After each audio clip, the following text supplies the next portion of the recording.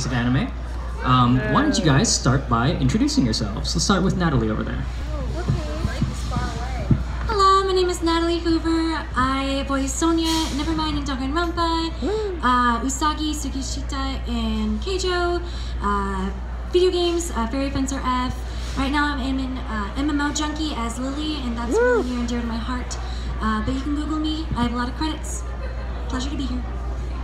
Hey everyone, my name is Amberly Connors. I voiced Nozomi Kamiyashi in Keijo. I voiced Mai Kawakami in Myriad Colors, Phantom World, Cathali in World End, Akane in Love Tyrant, and Baccarat in One Piece Film Gold. Yay! Yay! Yeah! Yay! And then games and stuff. If anybody plays Battlerite, I voiced Jade, and then Belly and Honey Pop, and all kinds of other stuff. Stuff. Hi guys, my name's Marissa Lenti. Credits. I voiced Libra in Fairy Tail, Mistress Sadie in One Piece, Ilse Lognar in Attack on Titan Junior High, Chiaki Hoshinomori in Gamers. Oh, do you like that show? And Momoko, the Warden in Nanbaka. And I also do video games. I was in Yandere Simulator as Genka and Midorana. So thanks for having me. Yeah! Hi everyone, my name is Kristen McGuire. I'm a voice actor, scriptwriter, and director because I don't like having free time. As far as voice acting, I'm Hanabi Kawai in Keijo, young Nora in Ruby. I always black out at this part. I don't remember what I've done. Too much drinking. In real life. That's a good show. Oh, yeah, that's a good show. Rin Toyama in New Game. And I just finished directing Gamers last season, which is a really cool show that's not actually about gaming. Anime, right? Yeah. Alright, so I'm curious. What was your inspiration as far as getting into this industry? What made you want to get into this industry? I've always loved stage and theater. When I was in my first college production, my instructor told me, "Hey, you have a great voice. Have you done voice acting?" I said, "I don't know what that is." But inspiration-wise, it was my Grammy. She always wanted to be an actress, and she never got the chance. But she's my inspiration. I love her. Oh, and Mary Poppins. For me, I've always loved cartoons and video games since I was very, very small. And I wanted to be Laura Croft, and then I realized that wasn't like a job profession. You couldn't just go be Laura Croft.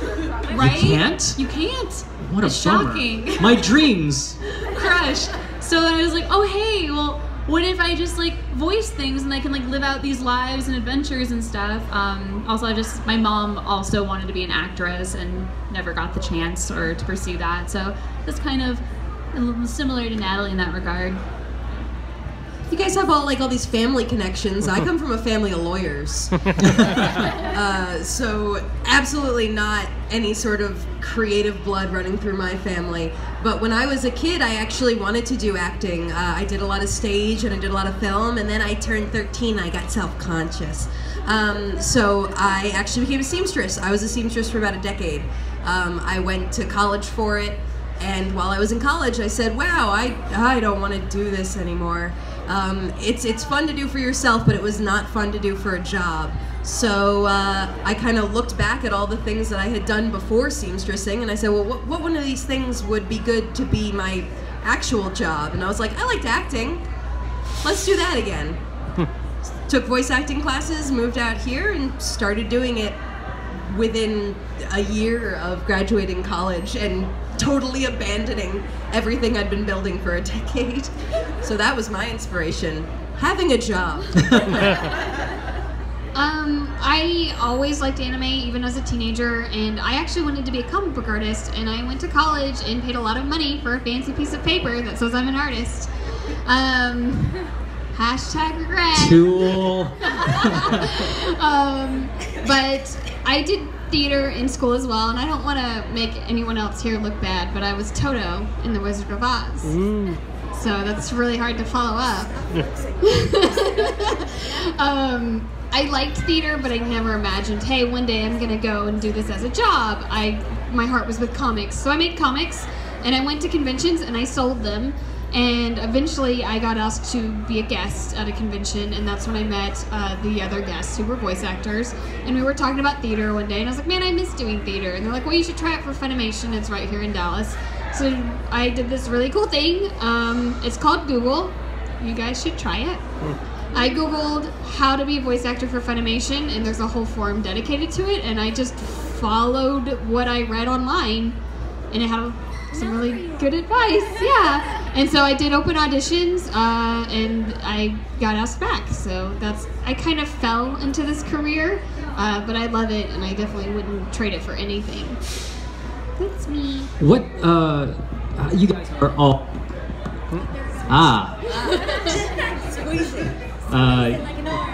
like an orange, like a very cylindrical orange. You're all very experienced in voice acting. What sort of challenges, like what is the most challenging role that you have done so far? When people don't expect me to have range. I have a very soft voice, so it's pretty interesting when I'm like, oh, I have range, like, oh, do you? Show me. And I can go high and low, but they're like, oh, but you're not breathy. Why are you breathy naturally? Can you get rid of the breath? No. No, I can't. Stop breathing. Okay. But that and playing really mean, aggressive women. I'm not mean. I try not to be. But I get cast as really nice, sweet girls, and I think that matches me. I think the most challenging role I've had to play so far was Cathali in World End, just because it's such a very emotional show, and there's a lot of crying that I had to do, and just thankfully, like, I'm very sensitive, so I can make myself cry really quickly, but it's very hard to do that with like matching flaps. So, it's hard to see the flaps when you're crying, yeah. Yeah, I'm just like, okay. I have a question, though. Are you going to Scarborough Fair? Sorry. The soundtrack is so good. Sorry. That show's amazing. Too soon. Forever too soon. Most challenging role. I'm gonna say Kohaku in Another World with My Smartphone, which, if you haven't seen that show, it's about a dude that dies, and then God pulls him up to his apartment and is like, hey dude, so sorry I killed you. I'm gonna reincarnate you in another world. And when he gets reincarnated, he meets me. I'm a little tiger, but I start off as a big tiger. And the reason why that role was so difficult for me is because it required two voices, and they were on complete opposite ends of my vocal spectrum. So the big one was, you know, I am Kohaku, and it was like this really scratchy, big tiger. And then I had to go all the way up to the little tiger, who was, you know, all the way up here. So I was constantly switching back and forth between two voices in the booth, and always came out of those sessions with a sore throat. The hardest for me was actually Rin Toyama, which is also one of my favorites, because I think that's how it usually works. Because I typically play really spunky, happy-go-lucky, clumsy characters. And Rin is not that. Rin is very soft-spoken, she's very gentle, she's very caring. Not to say I'm not very caring, I'm just loud when I'm caring, and Rin is not loud at all. And I spent probably, and I auditioned for Rin, and what I read is not what I did when I went in the booth, and so I was very like confused. I was like, how did I get this? But they were looking for the tone, and so Rin was very hard, and I spent about the first 5 episodes like really thinking that I was gonna get recast. So, but that didn't happen. Yay! That's always good. As if you were here for the last panel, you know that sometimes they recast a bit. So Kristen, you mentioned that you got into artwork. For the rest of you, do you guys do anything else outside of the booths, like outside of acting? I used to love to draw and paint when I was a teenager. I stopped doing that once I pursued acting. It's been really hurting my soul, so I've been getting back into painting and acrylics and oils. It's really, really therapeutic.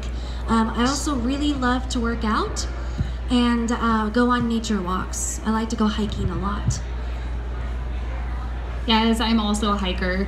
I mainly do yoga regularly, and I feel it's the only thing that helps me with my stress. Also, like drawing, reading, writing. I also really love horror movies, especially like Korean horror films. Those are my favorite. Oh. So good. But yeah, I like spoopy stuff. I can't say spoopy stuff. I'm a baby. Don't show me spoopy things. I'll be very upset. Like I said, I used to sew a lot. I don't get to sew as much now, which is sad, but I want to do more.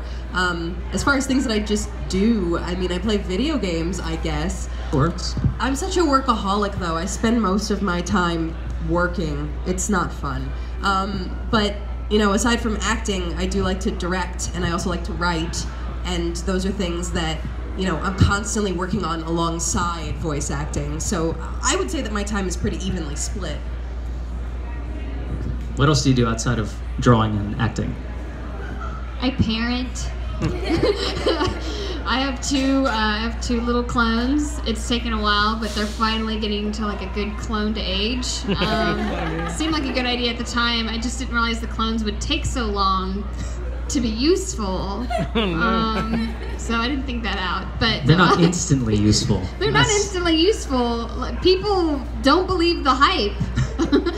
Actually, so yeah, I do have two little girls, and they're wonderful. And so when I'm not doing any of the aforementioned jobs, which is a lot, I actually like to spend time with them. So we play Mario Kart, and sometimes they'll sit in my office while I'm writing and they'll draw. So Nice. it's cute. It's adorable. Now, all of you were in the show called Keijo, right? First question, how many exclamation marks are in Keijo? 8. Wow. I was like, what's like stereo times 2, because there are 4 of you.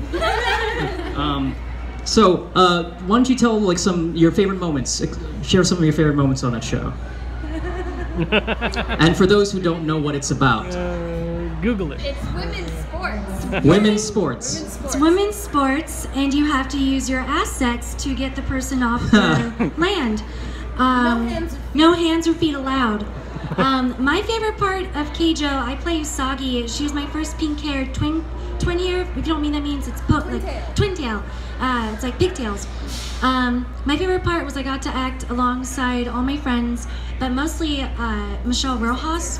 I always make jokes with the director Clifford. I'm like, I just need to be paired with Michelle's voice.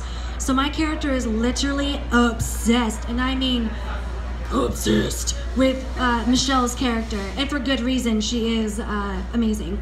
But I think the funniest moment was when I walked in the booth. I didn't know who I was voicing because I came back from Japan.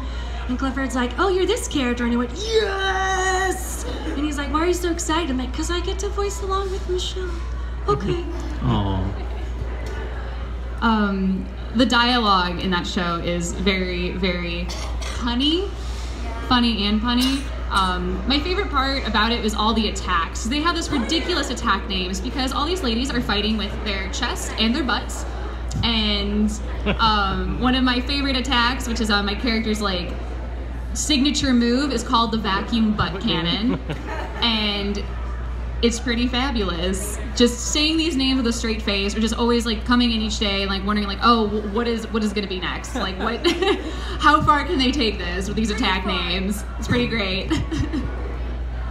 So my favorite part was the walla. For those of you who don't know what walla is, it's basically the background chatter in an anime. And generally what they'll do is they'll call in actors to do it in a group. They'll get everyone together and they'll say, all right, you 4 are people running away from a dragon or whatever. But in Keijo, all the background chatter was coming from the main characters. So I played a character named Atsuko Yoshida. She's really buff, and that's her only defining characteristic. And she was always in the background, chatting with the other girls, even when she wasn't participating in the scene.